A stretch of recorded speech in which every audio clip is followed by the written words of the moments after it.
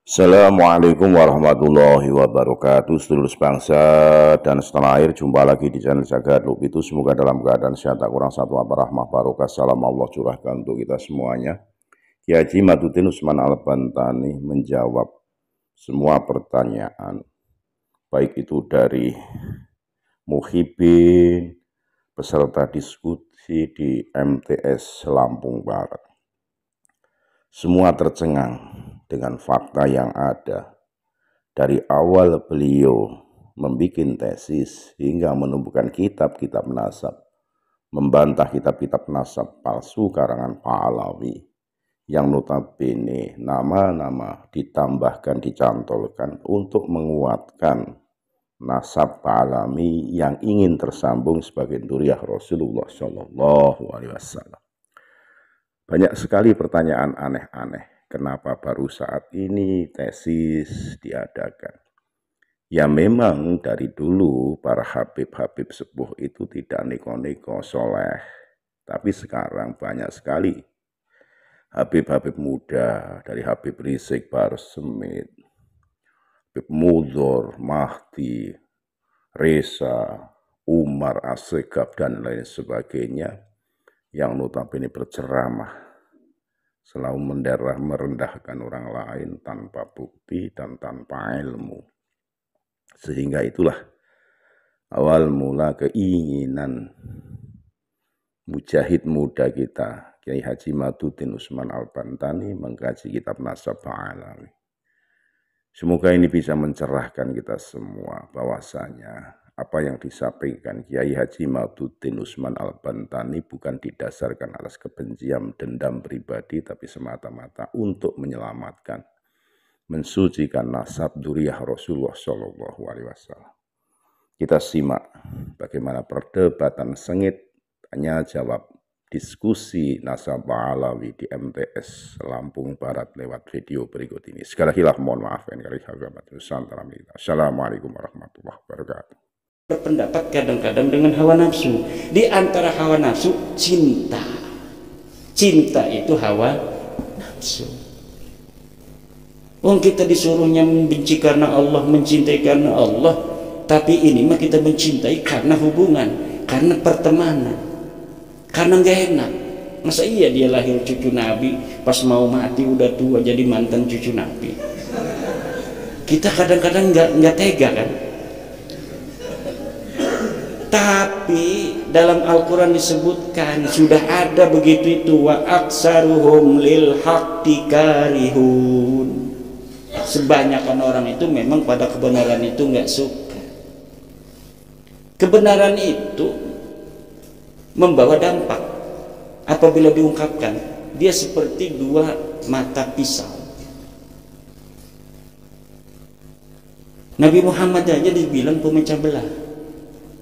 Nabi Muhammad bawa kebenaran ke Quraisy. Yang pecah belah dulu siapa? Saudaranya Abu Jahal, Abu Lahab. Di sini ada Hamzah. Abbas saja masih di sini nih, sebelum perang Badar. Abbas, Abu Jahal, Abu Lahab tidak percaya pada Nabi. Hamzah percaya, Ali percaya, Abu Thalib ada di tengah. Abu Thalib ini PBNU-nya ini. Abu Thalib PBNU-nya. Hamzah Banser Ansor Pagar Nusa. Hamzah Pagar. Nah, Ali itu IPPNU atau Ibnu Ali. Di sini ada Abu Jahal, Abu siapa kira-kira ke? Abu Jahal, Abu Lahab, Abbas. Abbas itu belum loh. Abbas pamannya Nabi yang tercinta, yang orang-orang Madinah itu pengen turunin hujan itu dengan Sayyidina Abbas. Tapi perang Badar masih perangin Nabi. Pasukan perangnya Nabi itu diperangi oleh pasukannya Sayyidina Abbas, pasukannya Abu Lahab, Abu Jahal. Sampai menantunya Nabi juga ikut di pasukan kaum musyrikin ini, kaum kafir ini. Nah, ketika boyong oleh Kanjeng Nabi, Sayyidina Abbas, Madui ponakan kan, saya ini harus banyak nebus. Akil apa anaknya Abu Thalib segala macam itu masih di pasukan kafir. Saya harus banyak nebus, nggak ada lagi duitnya tuh. Kata Nabi Muhammad, wahai pamanku Abbas, paman jangan bohong. Bohong gimana, ini duitnya udah habis. Masih ada yang ditinggal di Mekah. Tinggal di Mekah. Yang paman mau pergi kan, paman kemudian ngomong sama bibi, ini uang kalau aku mati kasihkan kepada anakku. Ya Muhammad, tidak ada selain istriku yang tahu tentang itu, tentang wasiatku itu. Aku yakin itu bukanlah dari siapapun, itu dari Tuhanmu Allah. Aku percaya engkau adalah Rasulullah. Sayyidina Abbas baru percaya pada Nabi setelah ngomongin dia ngumpetin duit di Mekah. Akhirnya bayar lagi Sayyidina Abbas. Tapi Sayyidina Abbas itu orangnya pintar.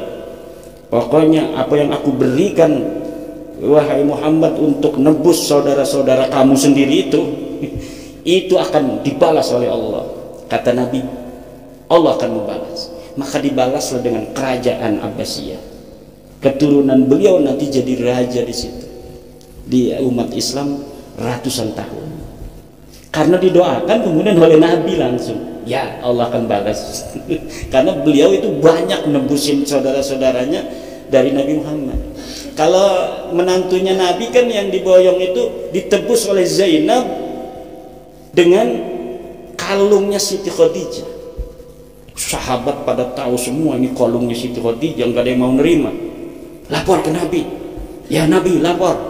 Ada apa? Semua pada nebus. Tapi ada satu sahabat nggak mau nerima. Kenapa? Anakmu Zainab menebus suaminya dengan kalung. Terima aja. Ya Nabi, kalung bukan sembarang kalung. Kalung apa? Kalungnya Siti Khadijah. Yes. Nabi langsung ingat pada istrinya yang udah meninggal. Gimana nih Nabi? Terima Pak? Bodoh lah. Kenapa Nabi itu sangat mencintai Siti Khadijah? Kalau ada temannya Siti Khadijah, jangan yang udah Islam, yang masih kafir dihormati oleh Rasulullah Muhammad SAW karena tahu perjuangan Siti Khadijah Al-Kubra. Tuh, udah jam 12 nih. Kemudian dari Kang Erwan, mohon maaf pernah suudon, saya maafkan Kang Erwan. Dan saya itu sudah komitmen tidak akan marah pada siapapun mencaci saya, termasuk pada habaib. Tidak ada itu nanti saya tuntut mereka itu. Orang saya aja kalau digituin marah. Saya aja kalau misalnya saya ini Habib nih, ada misalnya Imaduddin misalnya itu muncul, saya marah juga. Sebelum nanti saya sadar, dan saya doakan mudah-mudahan habaib semuanya sadar juga bahwa ini kita ini bukan benci. Kalau benci dari dulu saya tidak mengisbat Ba'lawi. Kitab saya sudah mengisbat Ba'lawi 2018 sebelum penelitian, itu membuktikan bahwa saya tidak karena kebencian. Nah ketika saya membaca, meneliti, menelusuri, ada kesimpulan lain, wajib saya harus menyampaikan. La yajuzu lil alimi kitmanu ilmihi fi hadzal bab. Tidak boleh kita menyembunyikan ilmu. Makanya saya sudah memaafkan. Termasuk pada yang ngancem-ngancem segala saya maafkan. Ini adalah konsekuensi. Kalau kita tidak memaafkan berarti kita dari hawa nafsu. Udah jelas sesuatu yang akan kita bawa ini akan banyak menolak, akan banyak yang mengumpat, akan banyak yang mencela. Kok kitanya tidak siap untuk dicela? Bahkan akan menuntut orang mencela. Dia mah tidak salah mencela itu karena kamu membawa sesuatu yang berbeda. Walaupun kebenaran itu pasti akan membawa sesuatu hal yang tidak mengenakan bagi orang-orang terkait, baik bagi Ba'lawinya maupun bagi orang-orang yang mencintainya. Tetapi kalau tidak disampaikan, tidak diberitahu, kita salah membiarkan orang dalam kesesatan. Banyak yang dirugikan juga saudara kita, banyak yang didawir. Tuh, kemudian mengapa baru sekarang? Iya, karena baru sekarang aku dapatkan bukti-buktinya. Oh, tidak dari dulu. Nggak enak suaranya. Ya itu saya bingung, nggak kenapa baru sekarang? Ya kayak sekarang tahunya gimana sih? Kenapa baru sekarang? Kenapa nggak dulu? Ya dulu mah tugasnya Yai Hasyim Asy'ari, tapi tidak ada alasan Mbak Yai Hasyim Asy'ari meneliti nasab habaib. Kenapa? Habaibnya masih bagus-bagus. Ngapain orang ngaku cucu Nabi, orangnya soleh, orangnya alim, kita curiga? Nggak ada alasan. Lah kalau sekarang kita ada orang ngaku cucu Nabi, susah caci maki, tidak seperti Rasul.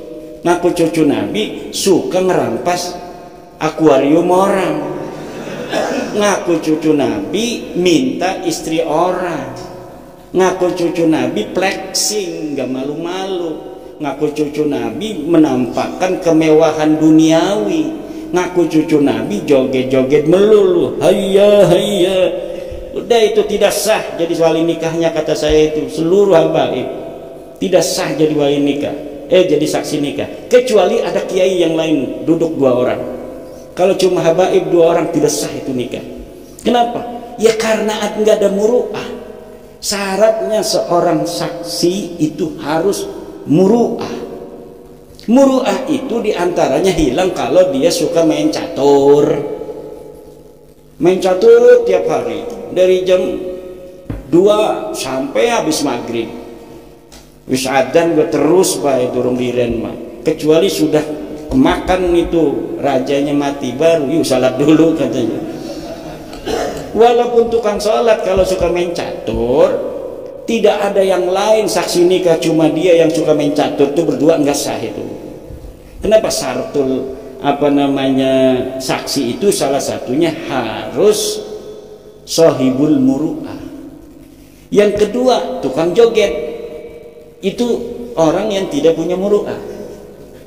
Makanya jadi kita lah kewali ning dewek ning Mbak Alawi kula kewali aja udi-udi kualat. Kenapa? Wali tidak ada yang tidak punya muru'ah. Uang yang dianggap walinya aja dari mereka mah masih gelem joget-joget.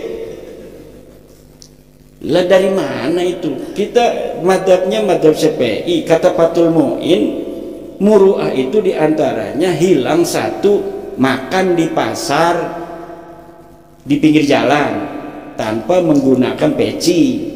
Yang kedua, main catur terus menerus, suka main catur. Kalau main catur sekali-kali 10 tahun sekali itu ndak. Yang kedua, yang ketiga adalah joget. Joget walaupun sekali, kalau di shooting itu berulang-ulang, itu arane mudawin. Walaupun sekali jogetnya, tapi pengulangannya dia itu sadar di kamera mau joget, itu sudah hilang walaupun hanya sekali. Kenapa? Videonya terus diulang. Akan jadi pelajaran bagi santri-santri kita.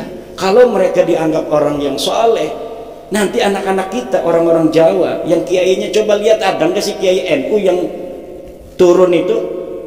Ada Gus Baha, katanya Gus Baha mah dipaksa itu, lihat videonya. Dipaksa nggak mau Gus Bahanya, tapi nggak enak. Ada di dalam majmuk. Bagaimana kalau nggak enak? Ada itu.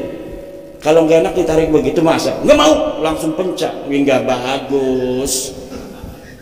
Coba lihat Gus Baha ketika joget itu, dia tidak mau, dia dipaksa. Mungkin supaya ada alibi. Weh, ada kiai Jawa juga yang joget-joget itu. Tidak ada kiai-kiai yang NU, Suriah NU, joget marawis. Hanya nggak ada. Itu sudah qillatul muru'ah, sudah tidak sah jadi saksi nikah apabila munfaridaini. Kalau yang lain ada nih, santri misalnya ada 5 orang duduk, dia jadi saksi muayyan, tetap sah. Habib jadi saksi muayyan itu. Kenapa? Dianggap itu jodoh, itu sing saksi bener mah, walaupun tidak dicatat.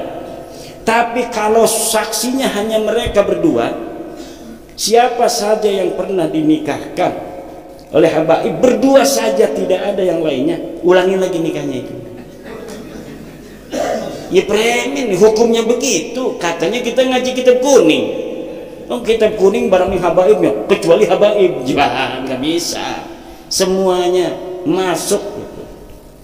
Apa alasannya habaib tidak masuk dalam apa joget-joget itu? Joget hilang muru'ah, hilang muru'ah, tidak sah jadi saksi. Siapa yang paling dianggap wali di Balawi? Semuanya pernah kita lihat joget. Makanya kita mau percaya nih orang joget jadi wali. Nggak percaya orang joget jadi wali itu nggak percaya. Laisa fihim waliyun mufradan munakkaran yadullu alal qillah. Laisa fihim waliyun yaumina hada. Laisa. Cirinya apa? Ya cirinya itu joget itu. Siapa sih paling soleh? Pasti joget itu dari mereka. Wali-wali kita, apa wali-wali kita, kiai-kiai kita, nggak ada. Wis jadi ketua suriah atau suriah MWC, udah malu dia. Peci ning dindi, ning sawah banyak macul nggak peci. Sudah jaga muruah kiai-kiai kita itu. Jangan yang sudah jadi santri aja, jaga muruah. Mau izin sama saya pakai sarung, jaga muruah dia. Liga mah di dalamnya pakai celana. Pas sampai terminal mah belum kuat dia dibuka sarungnya. Itu namanya jaga muruah kepada guru. Gak mau kelihatan tidak seperti saya. Itu jaga muruah itu begitu. Kehormatan itu Allah mau dohiran wa batinan kita. Ya muruah itu kepada manusia. Menjaga kehormatan itu di hadapan manusia. Kalau kita tahu ini di kamera, jangan joget walaupun sekali, karena kamera itu bisa diulang-ulang. Gitu.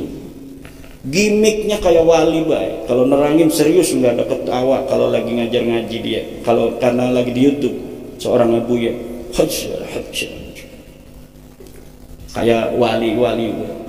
Tapi ketika joget merawis, ngower-ngower bawah-bawah, masya Allah, ternyata dia serius itu gimik, apa? Hanya gimik saja. Itu masuk di dalam iklan, masuk di dalam cara menarik pasar. Beda dengan kiai-kiai kita, biasa-biasa aja. Coba lihat kayak gitu, biasa-biasa saja. Gus Baha ngajar ngaji di hadapan siapa aja biasa, ketawa-ketawa, tidak gimmick, menjaga action, menjaga marketing. Enggak, karena apa? Ilmunya Kiai NU itu bukan marketing. Memang dia alim, memang dia saleh. Begitu di hadapan orang, begitu juga ketika tidak di hadapan orang. Tapi sekarang ini ada abuya-abuyaan, marketing ansih, gimmick saja dia bergaya begitu. Lagi ceramah, pakaian ulama. Ya, tapi ketika jalan-jalan nggak pakai peci. Lah orang maksupur raksi itu apa hukumnya jatuhnya? Aqrabu ilal fisqi. Makanya kiai banyak yang pakai pet. Kalau jalan-jalan pakai pet kan, pakai rukul lak. Kalau dia malu pakai peci. Kenapa? Menjaga kepala ini itu adalah merupakan bagian dari muru'ah. Menjaga adalah. Tapi ada orang-orang yang gimmick sekarang. Kalau lagi nggak dia di pengajian pakainya lepis, pakai jas, pakai jaket kayak apa namanya itu preman dan sebagainya. Itu namanya dia gimmick. Agama hanya digunakan sebagai gimmick, marketing ansih. Sudah jam 12, ini kita lanjutkan. Dari Pak Abdul Hadi Arianto, sering minta oleh-oleh ada Habib sering minta oleh-oleh seperti akuarium. Akuarium masih murah di Lampung ini. Ada Habib mintanya Alphard. Bisa dikonfirmasi dan saya punya saksinya. Mintanya apa? Alphard. Makanya jangan jadi muhibin. Nah kalau kelas kita ya, kalau di Dawit paling ya rokok sebungkus, nggak ada apa-apa di kantong kita. Tapi kalau kelasnya kelas camat ya mungkin motor. Kalau kelasnya kelas bupati ya udah Alphard itu. Wali kota, kelas gubernur, waduh beda lagi dawirnya. Kelas presiden bisa yang lain, tambang bisa itu. Makanya kita nilai kerugian dan kemanfaatannya. Kita percaya kepada nasab orang yang bukan cucu Nabi, hanya memalukan aja kan. Yang ada hanyalah kemudaratan. Mudarat buat kita, mudarat buat dia. Maka hari ini orang yang akan selamat dari kejelekan orang-orang yang mengaku turun Nabi hanya satu. Dialah orang yang tidak percaya bahwa dia adalah cucu Nabi. Selain itu yang masih ragu-ragu, iya ora bisa masih ditekan, masih bisa untuk diintimidasi. Kamu nggak percaya, kamu akan masuk neraka. Aneh ini cucu Nabi, duriat Nabi, cucu Nabi, kekasih Nabi dan sebagainya. Kita akan terngiang-ngiang. Tapi lamun deklarasi di dalam hati, proklamasi sendiri aja kita ngomong, saya tidak percaya bahwa Habib cucu Nabi. Sendiri ngomong, ketika ada dia nggak bakal kena. Dia mau sedikit aja ngelunjak, kita bisa melawan. Tapi kalau dalam hati kita masih ada sedikit saja kepercayaan, sulit kita untuk bisa membela diri ketika sedang berhadapan. Karena yang kita inginkan kecintaan Rasulullah. Ini saja yang ada di otak kita, kecintaan Rasulullah, barokah, syafaat dari Rasulullah. Sementara sebenarnya orang itu hanya menggunakan nama Rasul untuk kepentingan dia. Itu saja yang terjadi. Maka harus proklamasi sendiri masing-masing. Kalau tidak proklamasi, rasakan sendiri aja. Nasab yang mana yang harus diikuti? Habib yang mana? Ini Habib itu hanya keturunan Ba'lawi asalnya. Jadi keturunan Nabi itu kan tidak ada gelar sebenarnya. Cuma kemudian di abad ketiga Hijriah muncul sebuah tradisi dari umat Islam, dimulai dari para raja-raja menyebut turunan Nabi Sayyid dan Syarif. Kemudian berlangsung terus Sayyid Syarif, Sayyid Syarif. Ba'lawi ini ada di Mekah sebagian. Tidak boleh oleh Syarif Awan Mekah, penguasa Mekah menggunakan Sayyid. Karena mungkin sudah tahu mereka. Ini mengaku, kan mengaku itu namanya iddia.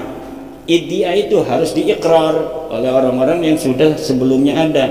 Orang yang ngaku anaknya Kiai Imam Syafi'i itu namanya iddia. Nah kata Imam Syafi'i, betul dia anakku, itu namanya ikrar. Nah di sana dia mengaku turun Nabi dengan gelar Sayyid, tidak boleh oleh Syarif Awan. Kalau enggak pakai Sayyid apa ya? Habib. Pakailah Habib. Kemudian bikin narasi di Indonesia. Turunan Nabi itu ada yang bergelar Sayyid, ada yang bergelar Syarif, ada yang bergelar Habib. Kalau keturunan Nabi yang ulama itu Habib. Kalau keturunan Nabi saja bukan ulama, Sayyid. Nah akhirnya inilah Habib ini seperti lebih besar daripada Sayyid. Dan ini dibangunnya narasinya puluhan tahun sampai sekarang terbentuk. Makanya kadang kiai-kiai saja masih salah ngomongnya kan. Kata Kiai, itu Sunan Gunung Jati masih Habib. Maksudnya masih turunan Nabi.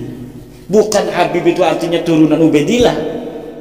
Itu masih Habib. Itu juga masuk Habib dia. Itu saking sudah suhro istifadohnya istilah itu, bahwa Habib itu turunan Nabi. Padahal Habib itu adalah sebuah produk sosial dari kaum Ba'alwi untuk menaikkan level dia sebagai pengaku keturunan Nabi yang paling hebat dari pengaku keturunan Nabi yang lainnya. Karena dia itu tidak boleh menggunakan Sayyid di Mekah, maka dia menggunakan Habib. Setelah itu pinter dia, Habib itu turunan Nabi yang sekaligus ulama. Kalau yang belum ulama tetap dipanggilnya Sayyid. Lah akhirnya kan hari ini orang yang Sayyid itu tidak terlalu dihormati. Datang Sayyid Fadil Al-Jailani dari Turki, dari Lebanon, turunan Syaikhul Qadir, biasa-biasa saja, wong gelarnya bukan Habib. Tapi lamun ana wong sing pakai gelar Habib itu dihormatinya beneran. Karena apa? Kalah menggunakan istilah oleh sebuah iklan yang terus menerus. Nah ini makanya dalam teori apa namanya kebenaran hari ini, kebenaran itu bukan hanya kebenaran, tapi kebohongan yang diulang-ulang pun nanti akan bisa menjadi sebuah kebenaran. Dan itu yang sudah terjadi. Kemudian nasab yang mana? Ya nasab yang terbukti dia itu sahih sebagai turunan Nabi, dialah turunan Nabi. Nah kalau Ba'lawi ini sudah terbukti bukan turunan Nabi. Nah kalau ada orang mengaku dari turunan Ar-Rasi, sebelum kita meneliti maka yabqa ala halihi, dia masih sesuai pengakuannya. Untuk mengetahui benar tidaknya teliti, coba silsilahnya ngaku turun Nabi dari atas ke bawah atau dari bawah ke atas, oh binanu. Kita lihat di dalam kitabnya, kitab-kitab nasabnya harus punya. Kalau kita nggak mau, biarkan aja kita dalam pengakuannya itu, hormati saja dia sebagai mana pengakuannya itu. Jadi hari ini nih, selain kitab nasab, DNA juga bisa untuk menjadi validasi nasab, bukan untuk ngacak-ngacak nasab. Udah dites DNA aja dia J1, itu udah deket itu. Kalau udah tes DNA-nya J1, tinggal mencari kode-kode Quraisy, mencari kode-kode Sayyidina Ali. Karena tidak setiap J1 juga turunan Nabi, tapi syarat pertamanya harus haplogrupnya J1. Sesudah haplogrupnya J1 baru dilihat apakah ada kode Quraisy. Itu ada di dalam badan kita nih, kode Quraisy sekian, kode Sayyidina Ali GFC 1050 atau 15.000 ya, itu saya lupa itu ahlinya Dr. Sugeng. Itu ada semuanya. Jadi hari ini kalau ada orang ngaku Nabi dibawa ke tes DNA itu langsung sahih. Kalau kita begini kan sebenarnya masih bisa dibantah-bantah, bisa bohong, tapi getih mau bisa. Paling dia menggunakan teori lain untuk bisa menyelamatkannya, yaitu dengan paham keagamaan.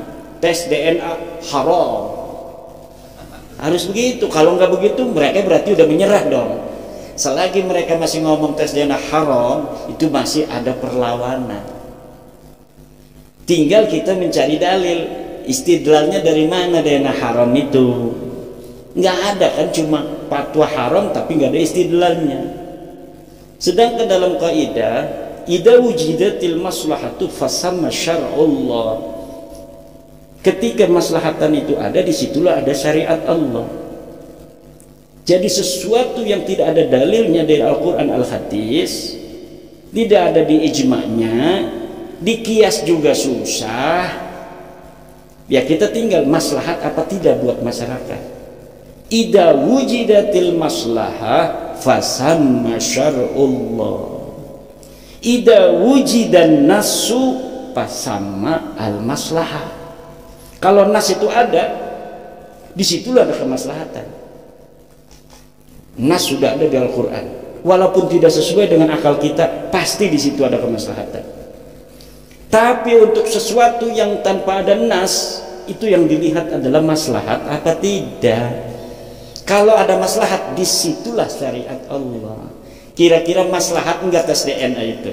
Ada orang ngaku-ngaku nih, ini anak saya bukan anak kamu. Wih, anak saya lahirnya dari istri saya. Iya, tapi waktu kamu pergi saya buahin dia, misalnya ngakunya begitu. Nah, ini harus dites DNA. Maslahat apa tidak tes DNA? Maslahat.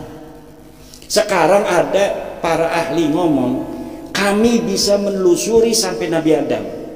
Yang ngomong Dr. Sugeng, Dr. Arikem, Dr. As-Suaibi dari Yaman, dan lain sebagainya. Dr. Abdul Aziz dari Timur Tengah ngomong bahwa keturunan Nabi itu kalau benar haplogrupnya J1. Ya udah, pada ahlinya yang ngomong, masa yang ngomong itu ahli alfiah? Ya udah, yang ngomong ahlinya, ahli DNA. Di Indonesia ada, dia bisa berdebat. Dan malam Sabtu depan itu ada di Roma nanti dia. Nanti akan ada di Roma Irama, Dr. Sugeng Sugiarto dari Badan Riset dan Inovasi Nasional. Nah, mereka para dokter-dokter itu sudah ngomong, kami bisa bertanggung jawab bahwa ini mustahil cucu Nabi. Ya percaya ini siapa maning menurut tes DNA. Menurut ilmu nasab dia putus, menurut sejarah tidak terkonfirmasi, menurut DNA dia melenceng. Lalu berdasar apa kita bisa untuk menerimanya? Husnudon itu la ibrata bidzannil bayyini khata'uhu. Itu kaidahnya. Tidak dihitung sebuah don kalau sudah jelas salahnya. Don itu kalau kita ditahu ini salah apa benar. Kalau sudah terbukti salahnya, nggak boleh don lagi. Karena udah salah jelas. Taklid sama siapa? Taklid itu kalau kita nggak punya dalil. Kita udah punya dalil, at-taqlidu ba'da zuhuril hujjati haram. Apalagi kiai ngomong taklid itu memalukan. Coba bagaimana zamut taklid itu di dalam Al-Qur'an, di dalam Al-Hadis, di dalam Ihya Ulumuddin. Bagaimana Imam Ghazali itu mencela taklid bagi orang yang sudah bisa baca kitab kuning, seorang alim, seorang ulama. Nggak boleh taklid, dia harus istidlal. Sesuatu yang dimungkinkan hanya dengan baca, dimungkinkan sesuatu dengan muqabalah 2 kitab. Kalau misalnya kurang 3 kitab, 4 kitab, kemudian kita ambil ini mana yang paling sahih dari beberapa kitab, itu caranya bagi orang alim. Orang alim kok ngaji suwe-suwe 15 tahun orang balik-balik mondok, barang ditakoni masalah baklawi taklid. Lah otak kitanya buat apa? Kita belajar lama-lama ini mau dikemanain?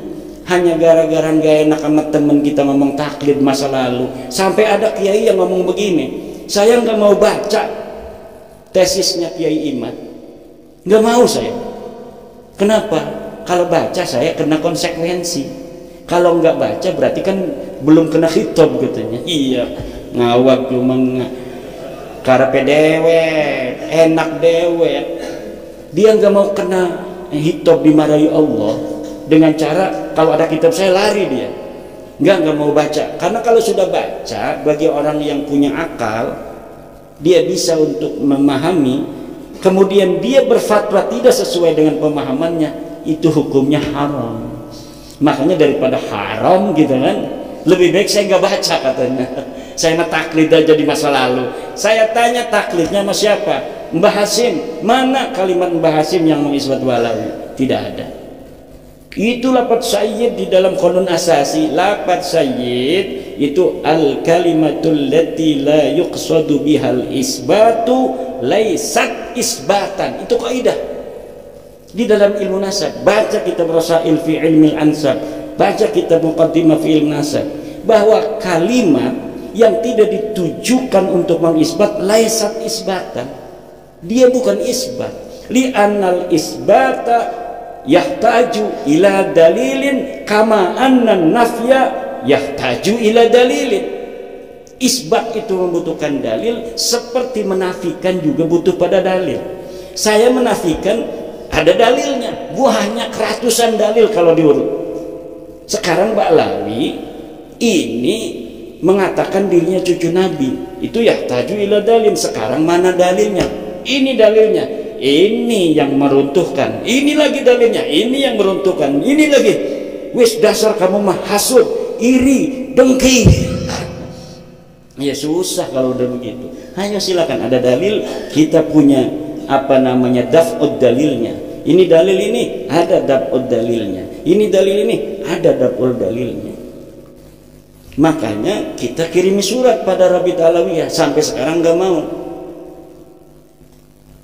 Kata saya sama manajemen Bang Haji Roma Irama, nanti Rabit Alawiyah diundang, langsung diundang pakai kertas. Saya mah diundang manajemen Bang Haji Roma Irama hanya SMS. Siap. Tapi Rabit Alawiyah dikirimi surat dan sudah tidak mau diundang sama Bang Haji Roma Irama. Nggak mau dia.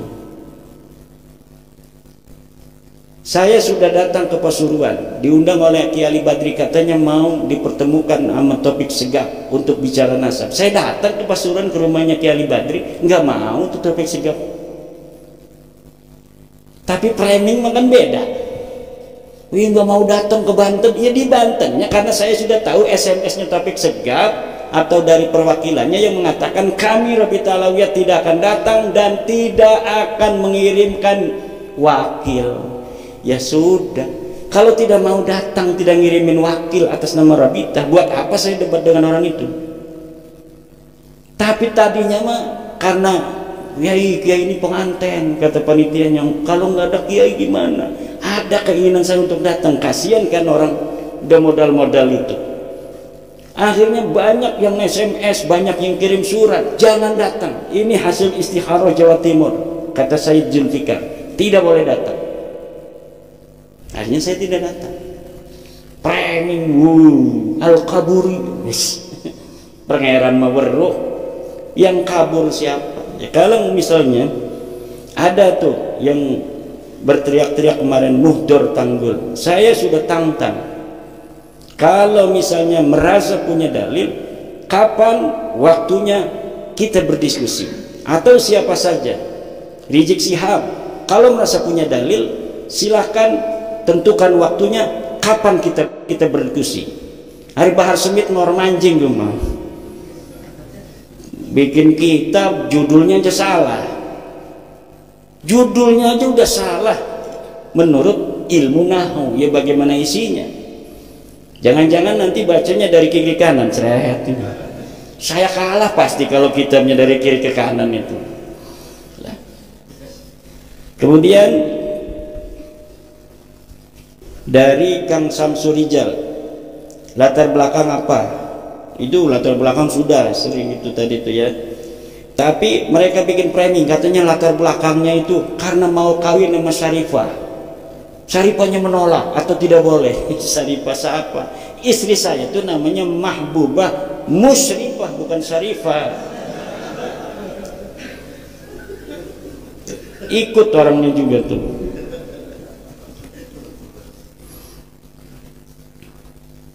Bukan Syarifah. Ada karena katanya nyalon bupati tidak didukung, marah. Ya nyalon bupati mah pakai partai, bukan pakai kabin. Partainya diborong, takut calonnya dulu tuh ngelawan saya, yang nggak bisa nyalon. Kalau calonnya apa partainya diborong sama calon satunya, dia lawan bumbung kosong. Begitu. Ada lagi katanya pengen jadi MUI. Sekarang ada lagi nih yang baru, ternyata dia pengen jadi ketua MUI, kemudian marah sama Habib. Nah, urusannya Habib sama MUI apa? Nggak ada, nggak masuk akal semua itu. Jadi latar belakang itu yaitu kita penasaran akhlak begitu ngaku cucu Nabi, tidak sesuai dengan ajaran Nabi, ngaku cucu Nabi, itu aja. Sebelumnya itu kan tidak terlalu muncul tuh orang-orang model-model begitu itu. Lama-lama penasaran juga. Kemudian apakah ada pihak ketiga ketika mereka mengaku sebagai keturunan Nabi itu? Saya tidak mendeteksi itu. Yang saya deteksi memang mereka sengaja untuk mencari leluhur mereka. Mereka ini tidak tahu leluhur mereka siapa. Yang tahunya mereka leluhurnya namanya Ubaid bin Isa bin Alwi. Begitu. Nah, ketika ada seorang ulama besar namanya Jadid, di situ ada Abdullah bin Ahmad bin Isa, kan agak ada mirip tuh. Ada Abdullah bin Ahmad bin Isa. Oh, Abdullah ke Ubaid. Kan dia mau Ubaid ya, bin Isa. Ini ada Abdullah bin Ahmad bin Isa. Nah, ini mirip. Dia kemudian ngaku ke situ silsilahnya. Abdullah bin Ahmad bin Isa bin Muhammad An-Naqib bin Ali Al-Uraidi. Sekarangnya mereka Alwi bin Ubaid bin Ahmad bin Isa bin Muhammad An-Naqib. Sebelumnya bukan itu. Sebelumnya itu ngaku ke Bani Ahdal dulu. Ubaid bin Isa bin Alwi bin Himham bin Aun bin Musa Al-Qadim. Karena kemudian mereka tahu Musa Al-Qadim tidak punya anak Aun, tertolak oleh kitab-kitab nasab seperti Tahdhibul Ansab, mereka lebih pintar daripada yang dicangkok. Yang dicangkok sampai sekarang tertolak tuh. Karena Aun ini bukan anak Musa Al-Qadim, tapi mereka sudah ngancreng ke Ahmad bin Isa ini pada abad 9. Mereka ini bersaudara, Ibnu Am, akhuhu wa ibnu ammihi. Kata Rumel kemarin, dia bikin sebuah narasi. Ibnu Am itu maksudnya kan yang jauh juga Ibnu Am. Ya, kita ini semuanya Ibnu Am, dari Nabi Adam, Qabil, Habil, Nabi Sis. Tetapi sebuah ibarah itu kalau didahului oleh pendahuluan yang maknanya dekat, maka makna setelahnya itu adalah makna yang dekat dengan makna yang dekat itu. Apa itu maksudnya? Di situ ada qadima jadduhu Muhammad bin Sulaiman minal Iraq ilal Yaman, huwa wa akhuhu wa ibnu ammihi. Itulah adalah akhuhu wa ibnu ammihi. Itu menandakan Ibnu Am ini adalah Ibnu Am yang dekat sekali, karena di situ ada akhuhu. Jadi akhuhu ini adalah Bani Kudaimi dan Bani Hadalin bersaudara. Yang satunya adalah saudara sepupu, berarti satu kakek. Yang anehnya juga Bani Kudaimi pun silsilahnya sekarang yang disebut saudara sakit itu berbeda semua tiga orang ini. Bani Kudaimi sendiri nyari silsilah, Bani Ahdal sendiri nyari silsilah, ini Ba'alawi nyari sendiri silsilah, semuanya berbeda. Orang yang bersaudara kemudian berbeda. Itu saya bisa memahami dari peristiwa Cirebon tentang nasab Sunan Gunung Jati. Wah, masa lalu berulang kembali, kata saya. Kita udah musyawarah di Cirebon bahwa Sunan Gunung Jati ke Musa Al-Qadim. Ada yang di Banten itu yang masih Ba'lawi, nggak mau, kalau kita mah tetap ke Ubaidillah.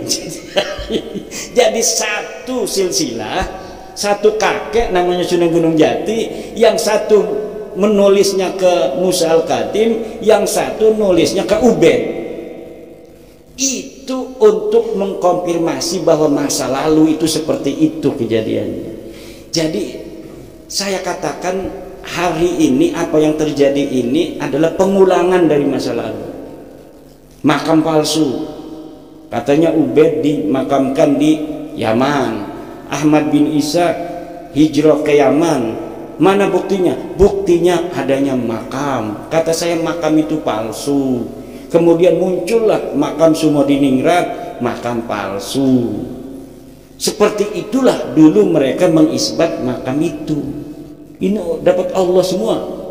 Mereka ngomong Wali Songo 500 tahun tidak tercatat, makanya tidak bisa diisbat. Setelah diteliti, mereka 500 tahun lebih. Semuanya dibalas sama Allah. Semuanya itu. Ngomong apa baik deh ya. Engkau munculnya bukan dari saya, kebanyakan dari orang. Muncul sendiri, bujung. Narasi yang mereka bangun kemudian dijawab oleh kejadian-kejadian yang di luar kendali kita. Ini menunjukkan bahwa memang semuanya sudah waktunya. Qad tabayyana rusdu minal ghai. Kata Syekh Nawawi, ay tamayyaza al-haqqu minal batil. Wallahu wal muwaffiqu ila aqwami thoriqin. Wassalamualaikum warahmatullahi wabarakatuh.